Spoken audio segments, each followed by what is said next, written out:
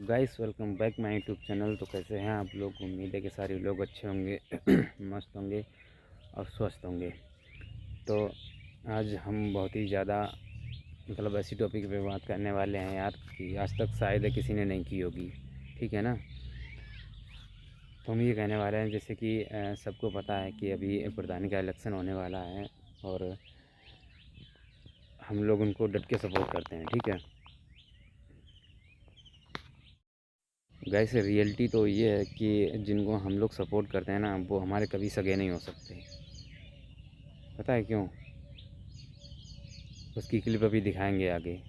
बरेली के नवाबगंज थाना इलाके में 16 साल की हाई स्कूल छात्रा से दुष्कर्म का मामला सामने आया है। छात्रा स्कूल के एनुअल फंक्शन में गई थी। आरोप है कि वापसी के दौरान उसकी 2 सहेलियां उसे अपने घर ले गईं, जहां उसे नशीला पदार्थ पिला दिया गया। बेसुध हालत में सहेली के भाई ने उसके साथ दुष्कर्म किया। लिखित तहरीर दी है। इस तहरीर पर तत्काल सुसंगत धाराओं में अभियोग दर्ज कर विवेचनात्मक कार्यवाही। वीडियो तो आप लोगों ने देख ही लिया होगा। जो लड़के थे, मुस्लिम समाज के जो लड़के हैं, वो लव जिहाद में थे ही। मतलब वो हिंदू लड़कियों के साथ लव जिहाद करते ही थे। और अब जो मुस्लिम समाज की जो लड़कियां हैं ना, वो भी लव जिहाद में उतर आई हैं, समझो पहले। और हम लोग क्या करते हैं, अभी मुस्लिम समाज का कोई खड़ा होगा प्रधानी में, हमारा पूरा गांव हम लोग ना एक एक करके ऐसे सपोर्ट करते हैं उनको जैसे वो हमारे सगे हों। हम एक बात पूछना चाहते थे जितने भी हमारे गांव के जो लड़के हैं उनसे कि लगभग 25 साल की उम्र में, 25 साल की उम्र होगी लगभग, और एक भी बार प्रधानी नहीं है हमारे गांव में। उसकी मेन वजह क्या है? क्या बता सकते हैं क्या?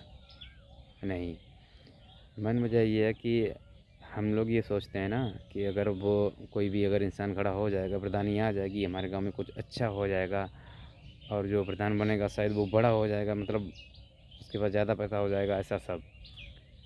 ठीक है, ये सब ऐसी सोच है बिल्कुल, क्या ही बताएं। मतलब जिसको हम लोग सपोर्ट करते हैं, क्या वो बड़े नहीं होते हैं ना? 5 साल में कुछ काम नहीं हुआ, क्या वो बड़े नहीं होते हैं क्या? हम उनके लिए खड़े हो सकते हैं, अपने लिए नहीं खड़े हो सकते क्या? हो सकते हैं। अब आप खुद सोचो, 25 लगभग जब से मुझे याद है शायद एक भी बार अपने गांव में प्रधानी नहीं आई, और ना अगर यही हाल चलता रहा तो शायद कभी आएगी भी नहीं।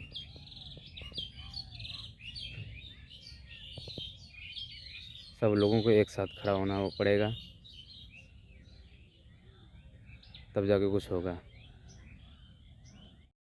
गाइस, पता है वो बांग्लादेश में जब एक हिंदू को जलाया गया था, जिंदा जलाया गया था, तो हम लोग ये सोचते थे कि शायद अगर ऐसा अगर यूपी में हुआ होता ना, तो अब तक तो पता नहीं क्या हो जाता।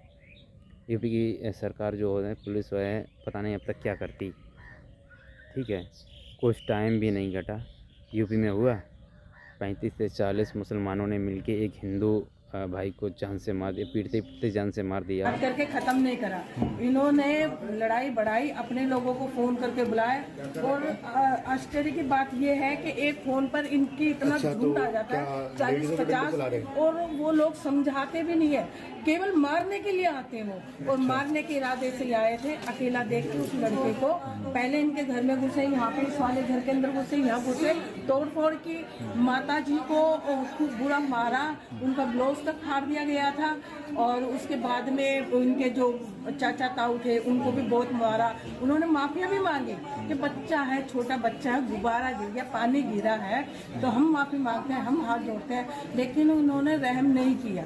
वो बेचारा बच्चा आया कहीं से, जवान बच्चा ही था, गाड़ी भी नहीं खड़ी करी उसने, और उसके ऊपर हमला कर दिया अचानक। इन लोगों ने इतना बुरा मारा। ये मतलब झगड़ा यहाँ बच्चे से हुआ, वो बाहर से आया उसके बाद? हाँ, इसी कोने पे, यहीं पे कोने पे। अच्छा, यहीं पे कोने पे उसके ऊपर हमला किया गया सबों ने मिलकर। और हमला करने के बाद में उसको मतलब उठने तक का मौका नहीं दिया। सिल्ली होती ना, भारी सिल्ली, वो सिल्ली तक मारी इन्होंने। बेड थे जो बच्चों के भारी भारी बेड होते, बेड से धड़ाधड़ मारे। वीडियो में देखो आप, इतना बुरा मारा इन लोगों ने, जैसा कोई एक धोबी कपड़ा कूटता है ना, उसी प्रकार से उसे कूटा गया था। इतने जोर लगा लगा के मारा गया था उसको, बच्चे को उठने तक का मौका नहीं। जब तक उसका सर नहीं फट गया, उसका दिमाग का मगज नहीं निकल गया ना, तब तक इन्होंने छोड़ा नहीं। तो वो उस टाइम था भी नहीं, तो फिर पहले का कुछ है क्या? पुरानी रंजिश कोई? पुरानी रंजिश नहीं, वो इनके कोई रिश्तेदारों में होगी, लेकिन इनकी तो नहीं थी।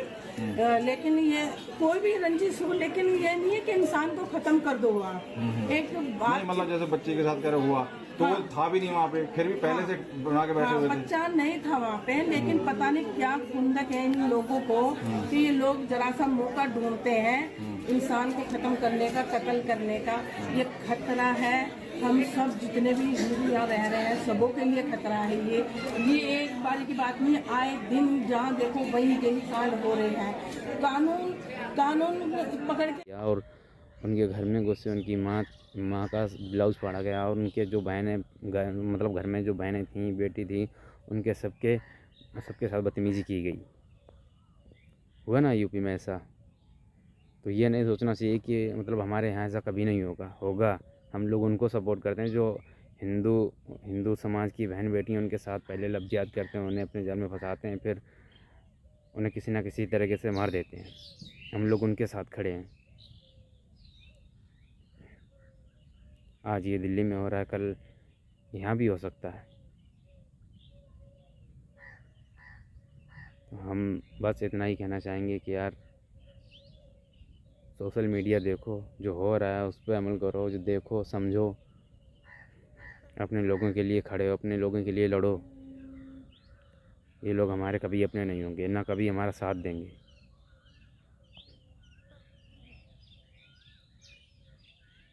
बस इतना ही। जय श्री राम।